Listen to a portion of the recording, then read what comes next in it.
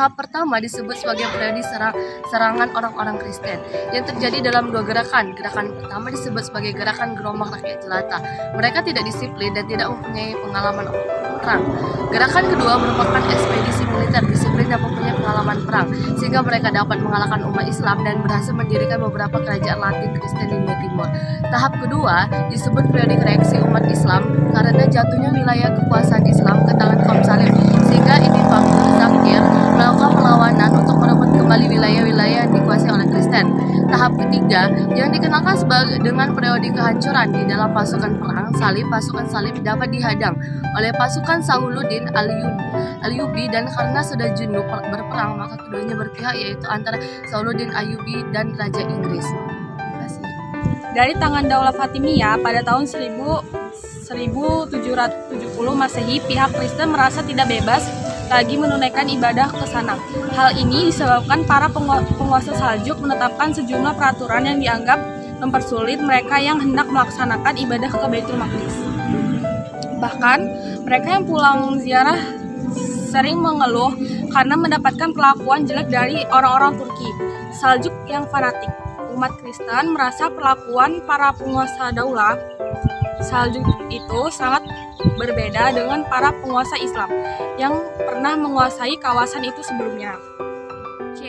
Serangan Kristen dalam Perang Salib 1906 sampai 1444. Periode serangan Kristen ini dibagi kepada dua tahap.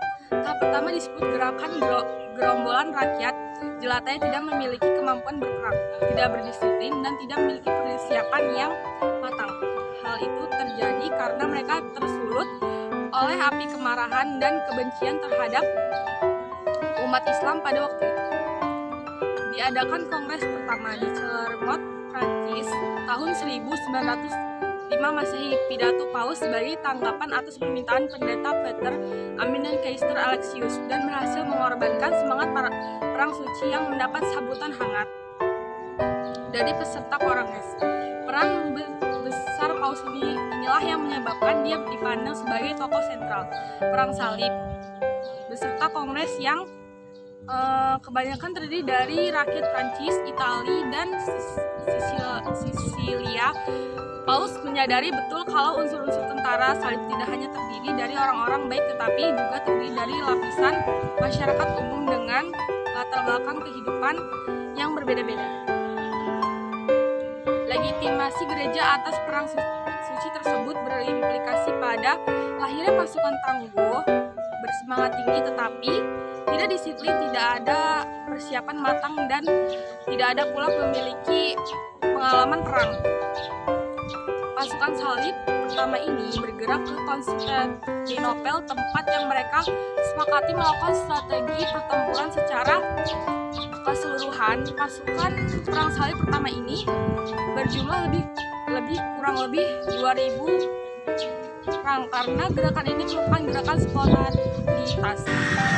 Di serangan balik Islam dalam Perang Salib, jatuhnya beberapa wilayah kekuasaan Islam ke tangan pasukan Salib membangkitkan kesadaran kaum muslim untuk menghimpun kekuatan guna menghadapi mereka. Maka di bawah komando Imaduddin Jaki, Gubernur Mosul, kaum muslim bergerak maju membendung serangan pasukan Salib sampai mereka berhasil kembali merebut Aleppo dan Edessa dari tangan orang Kristen pada tahun 1148 Masehi. Sayang tidak lama setelah itu Imamuddin Jaki wafat pada tahun 1146 Masehi, sehingga posisinya digantikan oleh putranya Naruddin Jaki.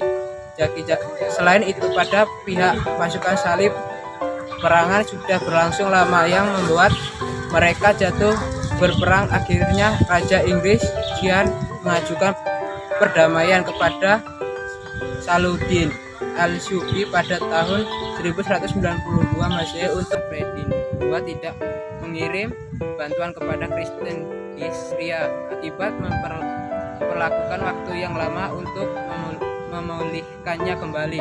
Akibat lainnya, kemiskinan menimpa dunia Islam karena seluruh kekayaan negara habis dialokasikan untuk biaya dan kepentingan perang. Demikian akhir dari Perang Salib.